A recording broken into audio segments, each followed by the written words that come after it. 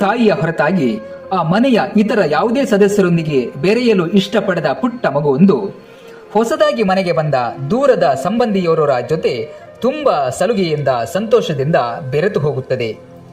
ಅಭಿರುಚಿ ಅಭಿಪ್ರಾಯಗಳಲ್ಲಿ ವ್ಯತ್ಯಾಸವಿದ್ದರೂ ಕೆಲವೊಂದು ವ್ಯಕ್ತಿಗಳಿಂದ ದೂರವಿರಲು ನಮಗೆ ಆಗೋದೇ ಇಲ್ಲ.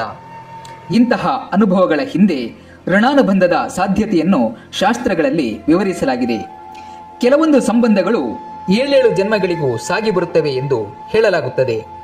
ಹಿಂದಿನ ಜನ್ಮದ ತಂದೆ ಈ ಜನ್ಮದಲ್ಲಿ ಬಂಧುವಾಗಿ ಹುಟ್ಟಬಹುದು. ಅವರನ್ನು ನೋಡಿದಾಗಲೆಲ್ಲ ತಂದೆಯ ಆತ್ಮೀಯತೆ ಮನದಾಳದಲ್ಲಿ ಮೂಡಿಬರಬಹುದು. ಹಿಂದಿನ ಜನ್ಮದ ತಾಯಿ ಮಗಳು ಈ ಜನ್ಮದಲ್ಲಿ ಅಕ್ಕ ತಂಗಿಯಾಗಿ ಹುಟ್ಟಿರಲೂಬಹುದು.